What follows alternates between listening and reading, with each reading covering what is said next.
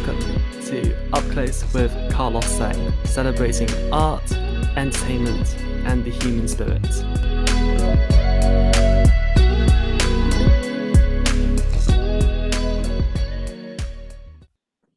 Welcome to another episode of Up Close with Carlos Sang. I am absolutely obsessed with my next guest. He recently starred as Gabe in Next to Normal at the Donmar Warehouse and will be reprising his role later this year in the West End of the Wyndham Theatre. He is also the star of Shadow and Bone, The Magic Flute, and The Witcher as well. It's a huge delight to be able to introduce the stunning Jack Wolfe. Thank you so much for joining us. Hello, thank you. Thank you for such a kind introduction. Yeah, so I kind of wanted to start from the beginning in a way because I recently found out that you weren't always Jack Wolfe, and I kind of like wanted to find that like I was curious to know like how did you land with this name and like where did Jack Wolfe come from? Oh, that's such a good question. Yeah, so obviously within the industry, there are rules in terms of like who can sort of have how many people can have one name, basically, and it's such a practical thing. When I was in drama school, I found out that I was one of the unlucky people who wasn't going to be able to keep their name for sort of equity reasons. So a nickname I had growing up was Wolfe for lots of different reasons. And I thought that Jack Wolfe made more sense to me. So that's why I went with that one. Oh, amazing. I feel like it sort of like makes sense, after all of the fantasy work that you've been doing. Obviously, you're now, like, yeah, obviously you're now like very much like linked with, Shadow and Bone and the Magic Flute as well. But I feel like, your more recent theatre projects, Next to Normal and also, Spring Awakening that's coming up as well. They're sort of like as far removed from the fantasy genre as you can get. So like, how do you sort of manage that juxtaposition? Oh, that's a great question. Well, I feel incredibly lucky that I've been able to work in so many different diverse parts of the industry. I think they're both genres that excite me very much as like a viewer, and yeah, so I've been very very grateful to be able to work in fantasy and work in musical theatre, and I hope that I always get to sort of be challenged and stretched in terms of what I'm able to do. So it's really exciting for me. Of course. I mean, it's interesting as well. You recently won Most Promising Newcomer at the Critic Theatre Awards. But you've been actually, you've been around for a while actually. Do you feel like you've been breaking through for a long time? And how does it feel to have your work being recognized now? Oh, it really, really means the world to have that recognition. I mean, yeah, I had my first sort of professional acting job when I was 21. When I was leaving drama school, I was invited to do like a 2-day workshop of a new musical in the Lyric Theatre in Belfast, which has been quite a special theatre in my sort of progression as an actor. And so I've been working for a little while, but I think those sort of objective stamps of approval are always really interesting because they mean so much. But ultimately, I've just always felt lucky when I've been able to be in a room with people making something. And hopefully when you do that work, it comes across to an audience and they enjoy it and they feel like it was a valuable use of their money when buying a ticket. And all of those things mean so much to me. So when I received that award this year, it really, really, really meant a lot. It doesn't feel particularly new to me, and I feel like I have been working for a little while, but yeah, it really means a lot that people were sort of taking notice of Next Normal. It really meant a lot to me. Yeah, of course. I know that you were born in Yorkshire and that you very much grew up there, but I was really delighted to find out that you were actually Welsh. You Yeah. grew up in Cynewydd. Do Yes. you still sort of feel connected to your Welsh roots? And how do you feel like your more rural upbringing, has influenced you too?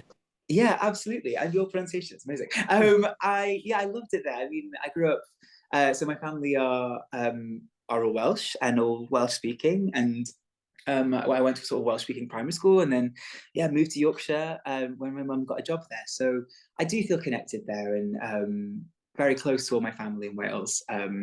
Whenever we were able to visit home there when I was growing up, it was always the best part of the summer, and yeah, it was really really special. Yeah, I was curious as well, growing up, so far away from London, did you have much opportunity as a kid, to come down to London to see West End shows? And when did you sort of begin to realize that, this would be a viable career path for you? Yeah, I did. It was a really always a quite a limited amount of time I was able to come to London to watch West End shows, but maybe once a year for a Christmas present, there might be a special trip at some point the next year to go and watch something that I really wanted to see.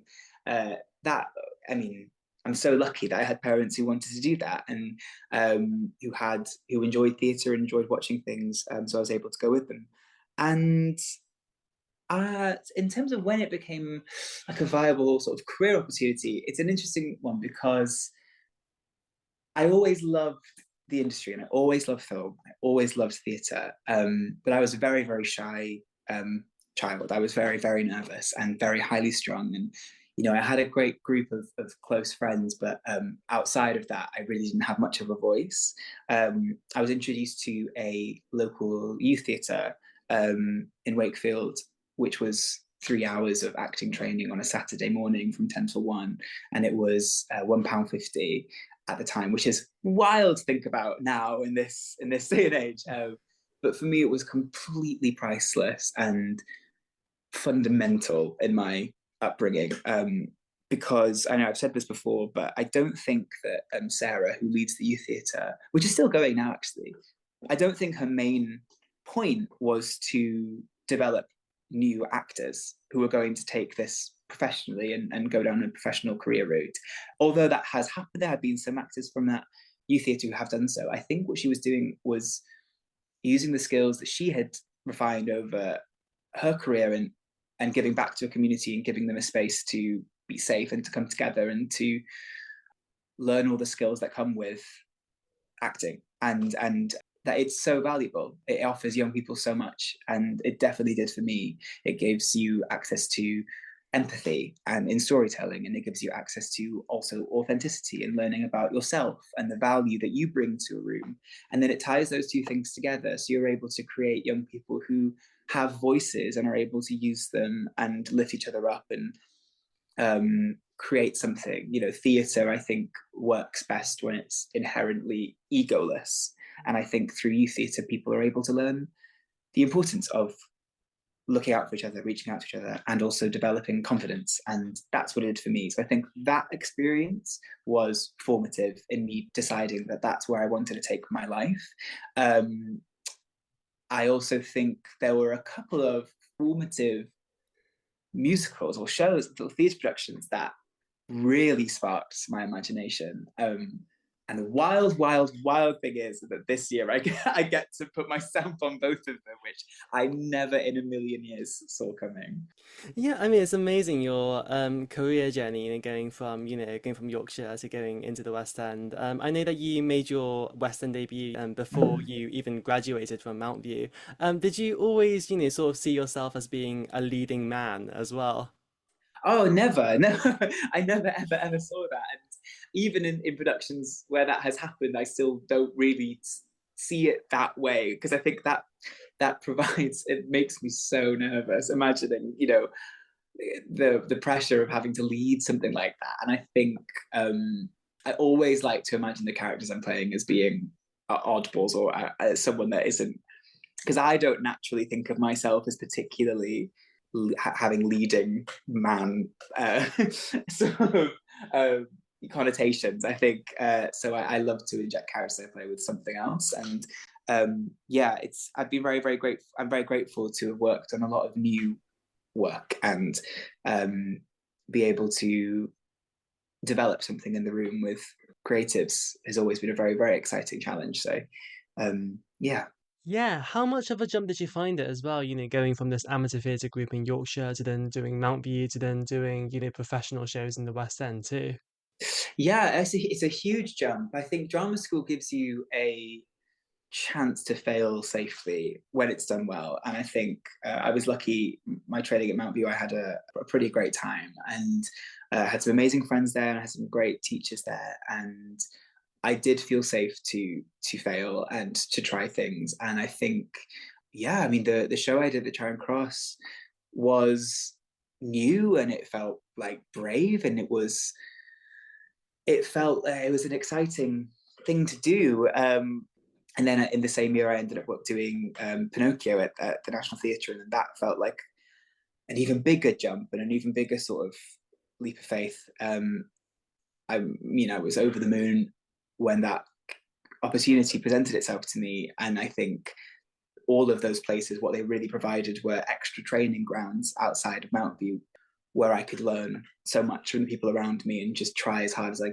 could to be present and to make sure I was taking it all in as much as possible, which is really hard because I think I was also like perpetually terrified of it all too, and just wanting to do a good job. And I think, as I've got older, I think I'm learning, the value of every job brings in terms of expanding you as an artist and as an actor, and that's what I hope I can continue to do. Of course. I mean, it's really amazing. I was actually looking over your class that you were in Mount View, and just seeing names like Oscar Conn, Murray, and also like Yeah, Rio Grady as well. Are you still like fairly in touch? And what was it like getting to train together too? yeah, absolutely. I loved my year group at Mount View, and I'm still best friends with so many of them. Drama school is a very vulnerable place to be, and I think you really need a strong support network. I mean, at any point in this industry, I think a strong support network is incredibly valuable. So we were very lucky that at Mount View we had that. So yeah, it's amazing to see people, my peers from drama school, the amazing things that they're doing. I am so proud of all of them. Yeah. What would you say has surprised you the most about working in this industry too? Oh, that's a good question. I think I would say, yeah, I would say that the reason I love theatre, and I've sort of touched on it earlier, is that I feel like it works best when it is egoless, when it's about supporting each other, about creating a space in a room where everyone is able to create their best work. And it's about people coming together to form an ensemble community, to tell a story that is bigger than them, that hopefully reaches somebody, that makes them, it changes something about the way they think about things, and it's valuable to them. And what surprised me is that on every level, that does exist. And I think it does need to be taken care of and like fostered in a room. I think, safety in rehearsal rooms, it's so paramount, but I think it does happen. And I think at the Donmar Warehouse, even, which I would have thought could have been quite an intimidating building to work for, it was run with absolute kindness. And I think that was surprising to me, just how much kindness there can be within an industry that can be so intimidating. And but there are kind people all the way too. Yeah, absolutely. I think one of the reasons why I was so excited about Next to Normal and seeing you come back was, just seeing after all of your success, on screen in Shadow and Bone and also in The Magic Flute. Some actors they don't necessarily always come back to theatre once they find success on screen. Was it always important for you to, continue working in theatre? And do you see yourself, working on stage, going forward, alongside your work in film and TV too? I hope so. I mean, I think.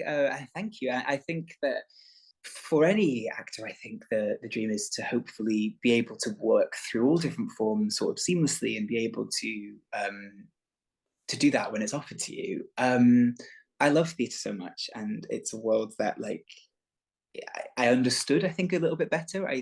I am so grateful for the experiences I've had in TV and film, and hopefully I get to do more in the future. And but there was an intimidation there. It was a completely different language to me, and um, a lot of imposter syndrome was there. And I think coming back to theatre, of course, those things rear their heads too. But it's a language that I feel like I understand a bit better.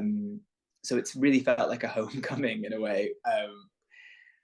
And yeah, I think theatre was the form that really sparked my inspiration for it. So to be able to do it, yeah, I hope I get to do it forever. I mean, if they'll have me, like I love it, So let's see. Yeah, I definitely hope so too. I know there's obviously been a small gap between, The Magician's Nephew and Next to Normal as well. How did you find that transition, going back into a theatre routine, doing 8 shows a week? Was that fairly challenging, or did that come fairly naturally back to you? Yeah, it can be challenging, and I also think it's depending on the show and on the material. They present their own sort of practical challenges and technical challenges. The scores of The Magician's Elephant and Next Normal are so different. And Mark Tytler wrote for The Magician's Elephant at the Royal Shakespeare Company. It was this like I mean, it was such a beautiful score, and these like soaring melodies, and it's all it's almost sung through, and it was such a beautiful show, but so vastly different in style to Next to Normal, which presented me with, I think, probably the biggest vocal challenge of my career, of my life. The pressure I felt, knowing that score so well as a listener and loving it, and then feeling the pressure of, oh my gosh, like that score that was Aaron Tveit sang that, Yeah. do I even have that capability? So I mean, going into Next Normal, I did a lot of work. I did a lot of training. I was working with my amazing singing teacher, who I owe everything to, Sam Kenyon, to work on something that felt like sustainable and safe, but also challenging, that I could use to like, I don't know, where I didn't ever feel like I was trapped in by any sort of technique, that I was working safely, but also able to tell the story in the way that it should be told, and able to be like superhuman and sing at the sort of pitch and volume that sometimes Next to Normal asks for. I wouldn't have been able to do it without him. So I think maybe the theme for me is the thing that's made it okay is the people that I've had around me and who I'm able to learn from, to sort of make my way easier and safer. Of course. I know you were a huge fan of Next to Normal before you went in, and I read that you actually got a ticket for a preview before you found out you Yeah. got the part. What was it about this material that you loved so much? What was it that drew you to the character of Gabe? Well, I think for me, I can like rewind all the way back to when I was like a young teenager, and I discovered, I loved movies and I loved theatre. My sort of theatre knowledge was quite limited, but I discovered the Tony Awards on YouTube through like the Tony Awards performances, which I'm sure is shared by so many people of our generation. That for me, Broadway existed as the Tony Awards performances of each new show when they came out, and through that I was able to see what these shows were, and if one sort of piqued my interest, I'd do as much research as I could about it and listen to it wherever I could, and try and just like scour the internet for more information about it. And the Tony Awards performance of Next to Normal, I remember just feeling completely electrified by it. It was, I don't think I'd seen a performance that had that much humanity in a musical before. It felt really dangerous and really exciting, and yeah, I'd never seen anything like that before. So it sent me down this sort of rabbit tunnel of like, how much information can I get about this production? What is this? So I listened to the soundtrack and made up what I thought the story was about, and until I was able, and I obviously never came to London, so I was never really able to see it live for myself. A friend of mine, a really close friend of mine, did actually get to see it on Broadway, and that has been Oh, wow. a point of huge jealousy between us ever since. Maybe one day we'll recover from it, but I don't know. But for me, I just was desperate to see it. So when I found out it was coming to London, I was so excited. So yeah, I booked tickets to see it, and then found out I had an audition for Gabe, which I thought was quite cruel in a way, because I was like, "There's no way on earth. I don't think there's a part in this show for me. I don't know if they'd cast me for this." And I had this amazing conversation with Mike Longhurst in my audition about, if I was to play Gabe, maybe this is what I could bring to it. These are the ideas I've had that I'd love to explore with a character like that. And yeah, I'm really grateful to be part of this new production of it, where we're able to dismantle what the original was with love for it too, and then provide a new production with some updates. Yeah, it was such a phenomenal production. Thank you. I got to meet Mike Longhurst a few weeks ago, and Mm. he seems like such a big personality and seems like a really fun person to be around. What were those conversations like about, bringing Next to Normal to the UK, and why do you think it has taken so long for the UK to, premiere this work? Yeah, I think there are lots of reasons. I think there's a huge difference now in the way that we talk about mental health in this country and the conversations we have. I mean, the conversation, even this, in the small ways, the conversations I have with my friends about mental health and therapy and medication. And I think we're so much more able to discuss these things generally in an open way than we were pre-2020, for example. I think that was a huge step forward for us in talking about loneliness and talking about the things that affect us, and diagnosis. And I know in my life, those conversations are far more open now. So I think it feels right to be presenting the material now. It feels like the right time to have those conversations here. You know, the musical is set in America and also with a completely different healthcare system. But again, we know more about that now, and it feels closer to us now than it ever did. So I think was the right time to present it. And yeah, working with Mike Longhurst and Anne Yee as well, the co-director and our movement director, I think has been the most empowering experience I've had so far.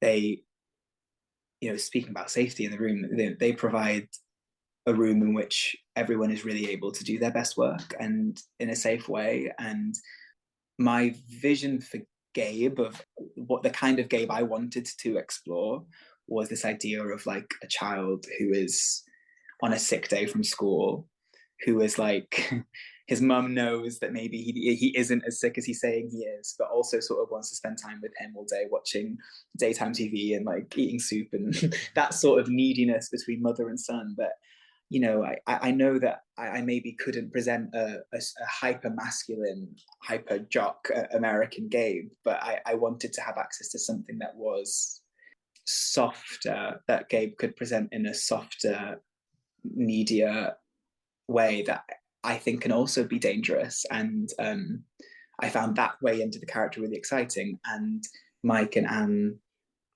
allowed me to follow that through. And yeah, we were able to build this new production with, each of us have really strong ideas about our characters, and Mike has this incredibly strong vision of what he wants the show to look like, but he's so open to allowing everybody's put in their value to create the show together. He's really wonderful, like collaborator and director, and I'm really grateful to have worked with him. Yeah, he seems like such a wonderful, lovely, lovely man. Yeah. And yeah, going back to that mother son dynamic. How did you sort of construct that with Casey Levy as well? So you need to present that relationship. Yeah, I mean, working with Casey Levy is the easiest thing in the world. I was such a fan of her work, obviously, and then when she came to rehearsal, I was so struck instantly by how warm and kind she is. She is the most incredible person, and she's so giving with her time, and she's such an amazing actor, and she's really, really playful as an actor, and always super, super present. So I can't explain it. There's something within like it was always just a very playful rehearsal space, and I think playing that relationship with her was so easy. We fell into it very, very quickly, and I think she really understood the temperature of what I was trying to do, and I matched it with what she was trying to do, and how I could sort of find a Gabe that would help tell her story in a more clear way, or a stronger way, or a way that would serve her the best. And luckily, I think what we were both doing were feeding each other, and then I think on stage it always feels very present and playful, and I was just so excited to do it again. Yeah, I mean, as I said, like just such a gorgeous, gorgeous production, and I think it's sat so well in the Donmar Warehouse. Like, it's you kind of feel like you are in their kitchen, and Yeah. you're just sat around there. Why do you think that this space suited Next to Normal so well, and how did you enjoy having your audience so close up to you as well? Oh, absolutely. Yeah. The Donmar Warehouse, I mean, presents, it's such an intimate space, but in that way that it presents so many opportunities. It was incredibly intense, and I think you're so right that the idea was to invite the audience into the Goodman's kitchen to see this take sort of unfold the story.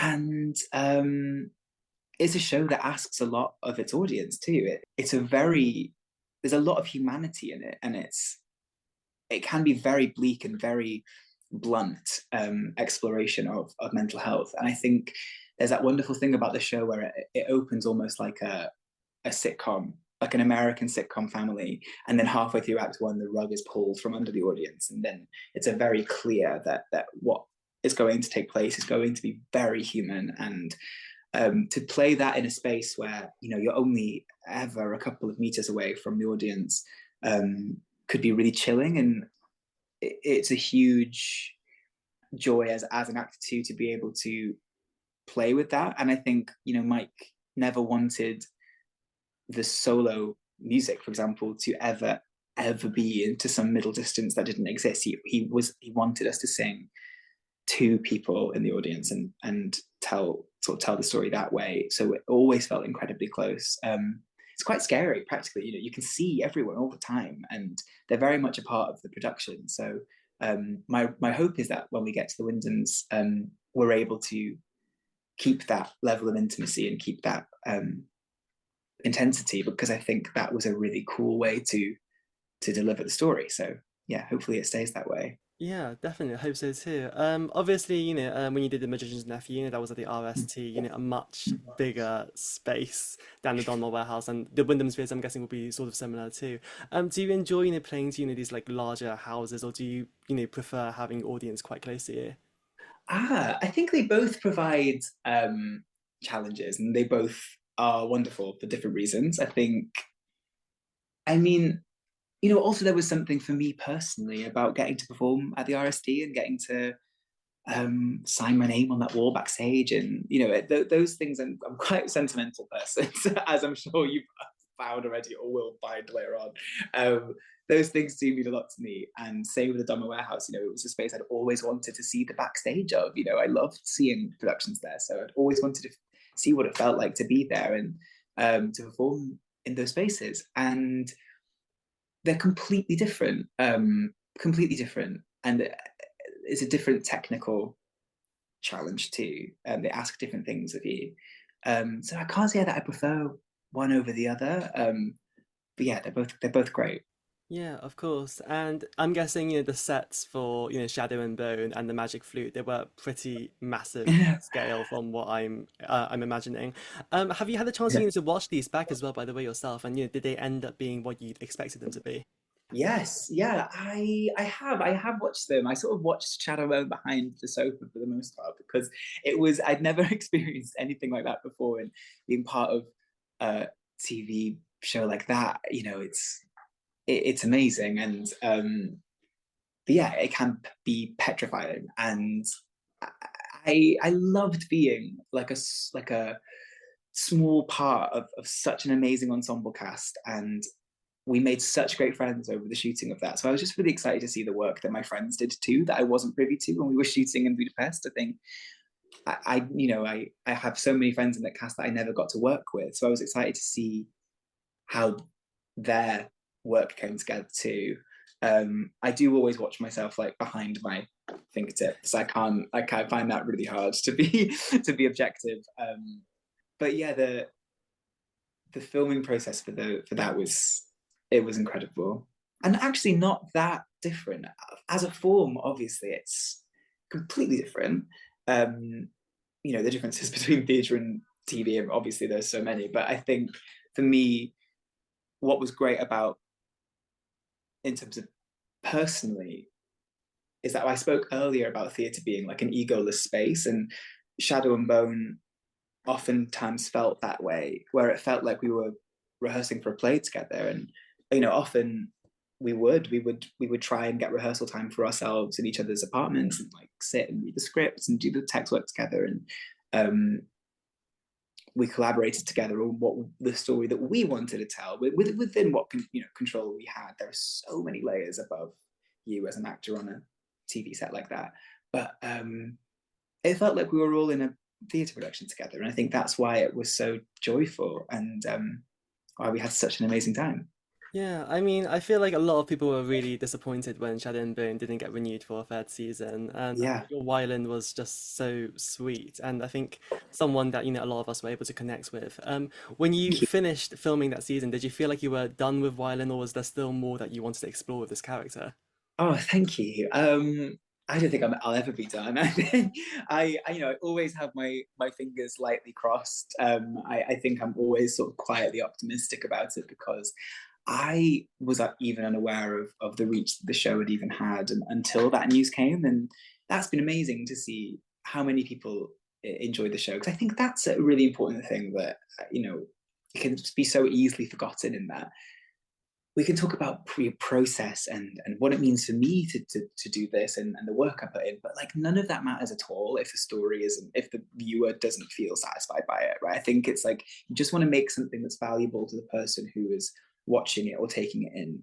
That's what you're aiming for.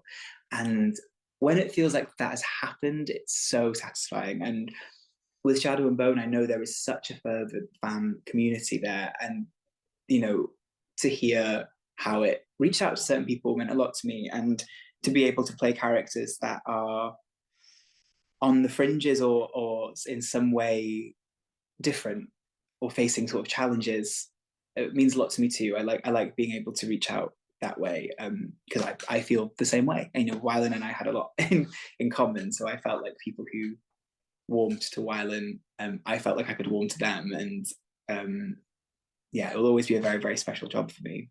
Of course. I mean, he was such a gorgeous character, similar to Gabe, but in a different sense as well. And I guess Tim Parker as well, a really gorgeous, Yeah. vivid character.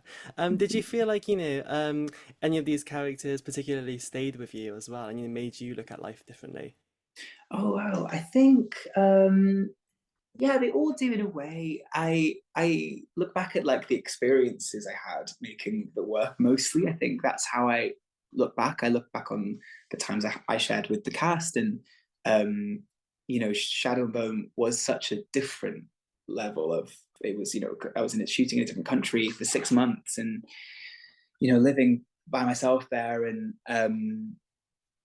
that experience I think really will always be one that I'll remember really strongly. But Next to Normal, I mean, to have such reverence for an original production of something, and then to be able to dismantle it in the room and have, I mean, yeah, have your opinion on it and play it the way that you want to, or come up with new ideas for how this character that you've previously loved could be for a new audience, is really, really exciting. And I'm so grateful to have had that experience too. So I think Next to Normal really does symbolize it. It's a very special show for me and a very special experience.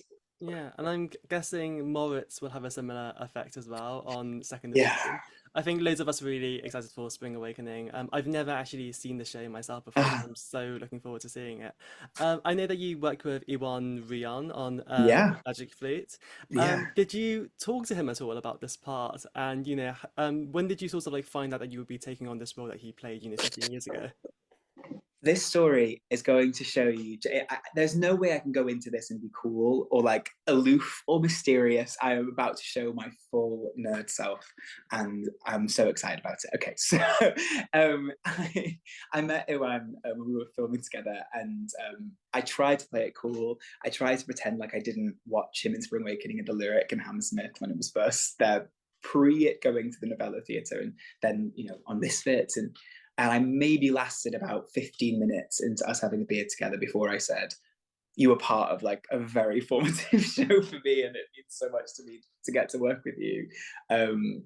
I think like, I can never hold on to being cool for very long. It does not fit me at all. And I think luckily he was very open to talking about it. So yeah, I only found out about the concert this year when everybody else did. And it really means a lot to me because when I was 13, I think I might have been 13, when the original London cast were performing for Christmas, a bit like Next Normal, it was a show that I'd seen at the Tony Awards performance on YouTube and loved Spring Awakening, fell in love with the show and was desperate to see it, but there was just no way I'd be able to see it. And then my mum and dad must have heard me listening to it all the time, because for Christmas that year, I got like the vocal selections book to like play on the piano and sing the songs, and that was the best present ever. And then when I opened up the book, there were 2 tickets to see Spring Awakening at a Lyric Hammersmith, and I will remember that forever. It was so exciting, and thankfully my older brother went with me, not my mum, who was first going to go with me. So I think that would have been a very uncomfortable theatrical experience for anyone who knows Spring Awakening. But my older brother and I went on the train down to London, and we went to Hammersmith, and we watched Spring Awakening together, and it just completely blew my mind. And it was so, and that cast are so talented, and it was such an amazing experience. And I met them at stage door, and they signed things. I went back to Yorkshire, and I sort of lived my life. And then, like I said, I ended up then in my professional life working with Iwan and telling Iwan all of this. And then, sort of serendipitously find out about this reunion concert, which again, I'm so excited to see that cast that I saw come back together. And they ask if I want to play Moritz, which is the role that Iwan played. And so I of course jumped faster to say yes to that than I have at anything else in my life. And it really means a lot to me. So I get to perform with the cast that I saw on stage when I was a kid, and I don't know, it'll be a very special night for me. And I know for the show, it's a reunion between the original cast members, and so I'm ready to go and serve that, and to allow them to have that time together, whilst I'll just be silently nerding out the entire time at the back, trying not to cry. I think it's a very cool thing. I had the poster of the Lyric Hammersmith production of Moritz holding the microphone, and made out of Polaroids. I had that on my wall for years, all the way through college. So yeah, there's no cool way to describe I'm very excited for this concert. Yeah, I absolutely love your enthusiasm for this. It's amazing. Yeah, I mean, as I said, Spring Awakening, it seems like such a fan favorite show. Like the people who Yeah. have seen it all seem to really love it. What do you think it is that make this show so special? And what can audiences expect to see when they come and see Spring Awakening? Yeah, I think Spring Awakening, like Next to Normal, there's a specific generation of people who discovered those shows when they first came out, and I think they represent a blueprint of a new type of musical theatre, and I think that is really exciting. They both deal with incredibly heavy subject matter, and they're not patronizing to their audiences in any way. I think they often bring in younger audiences, and they never patronize. They really they're presenting stories how they should be told, and they're very bleak, and they're very blunt and honest. And I think humanity is the through line of both Next Normal and Spring Awakening. There is obviously a conversation we could have about music within the form, and the music that Spring Awakening and Next Normal use, which are both sort of progressive rock folk scores. It's a really cool thing, because I think both of those shows use music to grant access to a different plane of reality. So they're both very poetic and detailed, layered. And there's a really cool thing about accessibility of the music too, and it's not necessarily just because it's music that people might listen to themselves anyway. It's actually what the genre of music allows in terms of expression. So both Next Normal and Spring Awakening are able to use very heavy rock music, and very they the sort of punkness of that genre, I think, allows for a very expressive way to handle emotion and tell a story. I hope any of that makes sense, but I think that's what makes them different and stand out. And I think in terms of the concert that we're doing, I think people can expect a really it's a celebration of what the musical is and means to people. And there's obviously emotion involved because of the cast reuniting. I think for them it was such a formative time in their careers. I mean, I know I can say that from speaking to Iwan, how much it meant to the company. So to come together again, obviously brings a lot of emotion anyway. But I think any opportunity for that show to be in London, I think is amazing. I think it's such a great story, and I think it's such great music, and I'm excited for audiences to be able to sort of share in the experience of it with us. Yeah, I'm super excited for it. I mean, I want to like touch on that that theme of like genre as well. You've done Yeah. so many of these really cool punk shows. Would you ever consider doing anything that's more like golden age or any of the like the classic shows at all? Oh, absolutely. Yeah. I mean, I'm not averse to anything. I always love like being challenged in something. You know, I actually didn't see myself being able to sing the next normal score. That like frightened me beyond belief. It took a lot of work to get to a point where, you know, hopefully it's okay. Hopefully my Gabe version is like passable to people who love Aaron's version too. So yeah, I mean, I would love to try anything that I feel like is challenging or will like stretch me as an actor. And I mean, some of my favorite musicals of all time have a completely different style. I mean, my I love Floyd Collins. You know, I love Adam Getzel, and I love yeah, I would love to have a go, and I love Sondheim as well, and I would love to play George one day, and I'd love to, you know, I got to play Tobias and Sweeney and the Lyric Theatre in Belfast, and singing that score was really special to me too. So no, I don't have any. I'm ready to try anything. Where whoever wants to hire me, I'm ready to go. Yeah, I was just gonna say, your Little House for Mama is like one of the best things like I can find on Oh, YouTube. So absolutely gorgeous stuff. thank you. Yeah, I know that later this year you're going to be turning 29, and next year you'll Mhm. be entering your 30s. Mhm. How would you describe, life in your 20s, and what do you hope your 30s will bring you? Oh my gosh! Wow, I haven't actually thought about that before. I think